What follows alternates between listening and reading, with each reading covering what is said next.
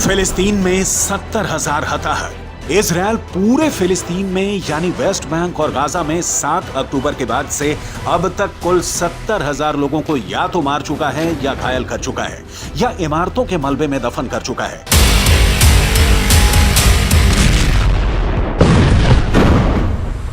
ऐसी स्थिति में जब इजरायल एक तरफा युद्ध करके फिलिस्तीन की धज्जियां उड़ा रहा है तो फिलिस्तीन के अंदर फिलिस्तीन के लोगों में एकजुटता और एकता देखनी चाहिए थी, लेकिन वेस्ट बैंक के अंदर फिलिस्तीनी आपस में खून खराबा कर रहे हैं। दरअसल फिलिस्तीन के कुछ लोग इजरायल के लिए जासूसी करते पकड़े गए। इसके बाद वेस्ट बैंक के अंदर हालात बेकाबू हो गए, जंगल राज सा कायम हो गया और एक साथ 2 लोगों को फांसी पर लटकाकर एक ऊंचे बिजली के खंभे पर लटका दिया गया। इस घटना का वीडियो सोशल मीडिया पर वायरल है। इजरायल के अखबार टाइम्स ऑफ इजरायल ने इस वीडियो पर पूरा समाचार छापा है और घटना को सही बताया है।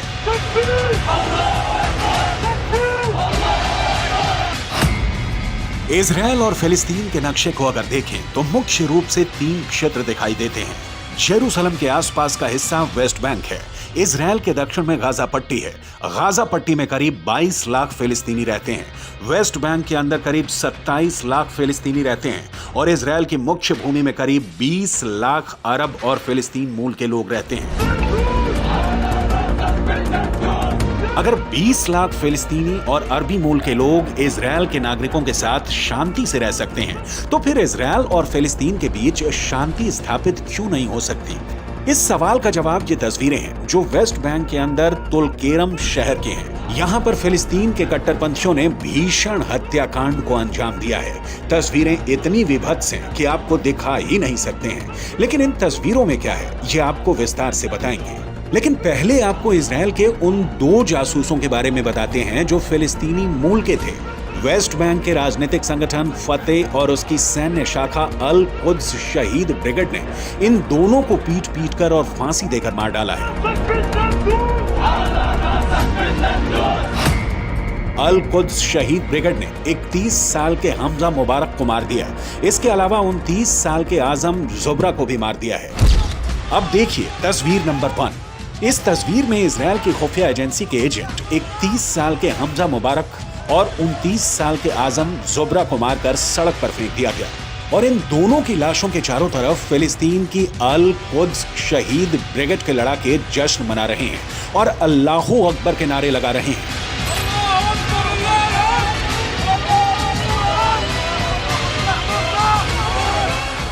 तस्वीर नंबर 2। इजरायल के एजेंट हमजा मुबारक और आजम जुबरा को उल्टा लटका करके एक दीवार से नीचे की तरफ गिराया जा रहा है और यहाँ पर इजरायल के जासूसों को खत्म करने के लिए नारे लगाए जा रहे हैं। तस्वीर नंबर 3। इजरायल के खुफिया एजेंट हमजा मुबारक और आजम जुबरा को एक बिजली के खंभे से ऊंचाई पर लटका दिया है।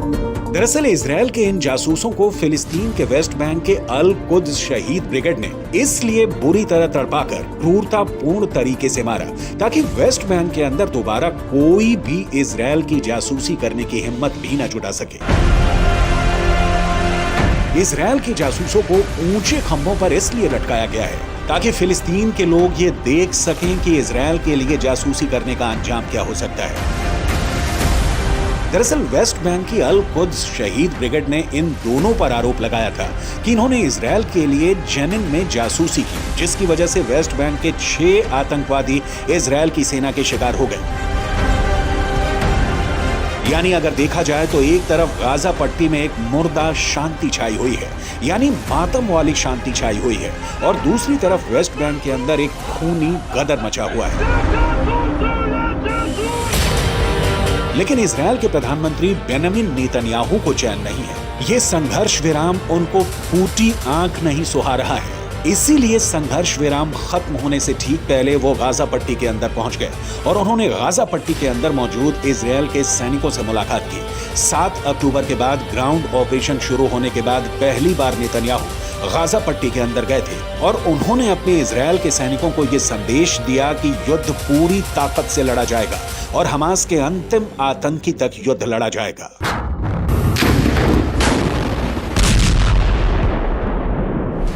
इजरायल ने गाजा पट्टी के अंदर संघर्ष विराम कर दिया है, लेकिन बहुत ही रणनीतिक दृष्टि से इजरायल ने फिलिस्तीन के दूसरे हिस्से यानी कि वेस्ट बैंक पर ताबड़तोड़ हमले शुरू कर दिए हैं।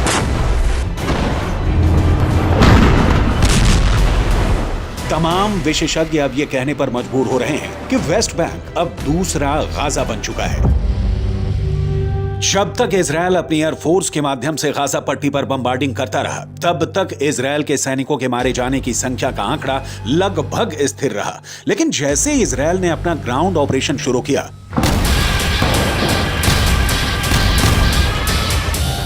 इजरायल के सैनिकों की मौतों की संख्या लगातार बढ़ती गई। लेकिन अब जो समाचार फिलिस्तीन के अखबार में छप रहे हैं, उससे ऐसा लग रहा है कि इजरायल की सेना और इजरायल की सरकार इजरायल के सैनिकों की मौत के आंकड़ों को छुपा रही है।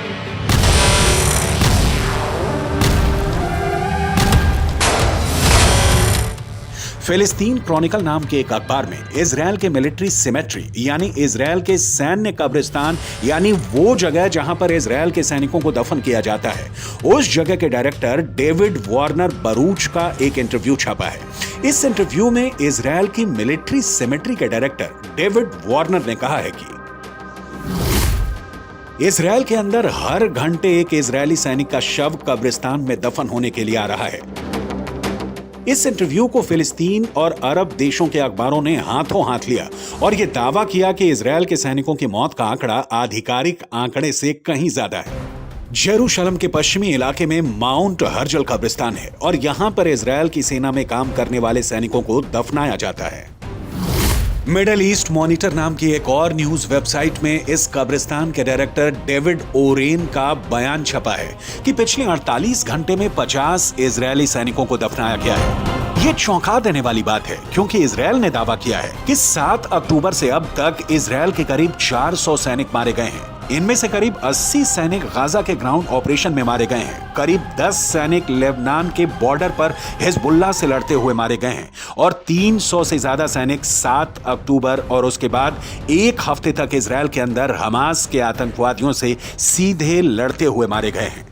लेकिन फिलिस्तीन के अखबारों का दावा है कि ग्राउंड ऑपरेशन में इजरायल के सैनिकों के मारे जाने की संख्या आधिकारिक आंकड़े से कहीं ज्यादा है।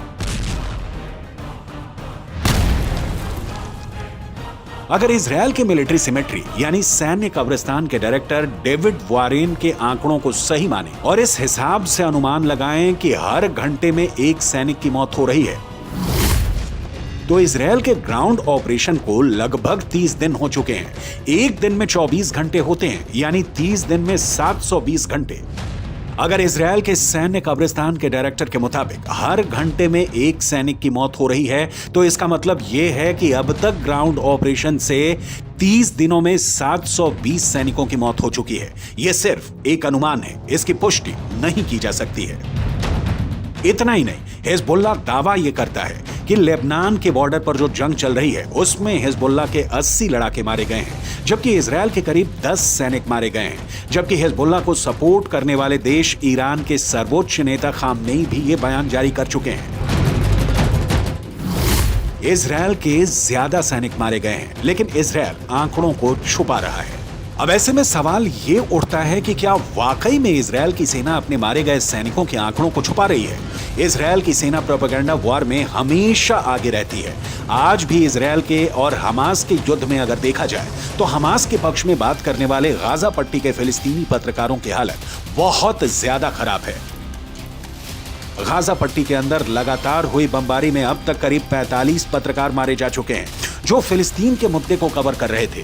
अब ऐसी स्थिति में गाजा के संचार तंत्र पर इजरायल का 75% कब्जा है और इजरायल जो चाहता है वही सूचना गाजा के बाहर निकलती है, क्योंकि गाजा के अंदर इजरायल की सेना अपनी पकड़ को मजबूत कर रही है। और जहां तक इजरायल के सैनिकों के मारे जाने की संख्या का सवाल है, तो यहां पर यह बात भी जाननी जरूरी है कि इजरायल डिफेंस फोर्स खुद को एक सुपीरियर आर्मी यानी सर्वश्रेष्ठ सेना की तरह प्रस्तुत करती है, और ऐसे में वो कभी नहीं चाहेगी कि वो अपने सैनिकों की मौत के ऐसे आंकड़े पेश करे जो दुश्मनों के मुकाबले ज्यादा हों।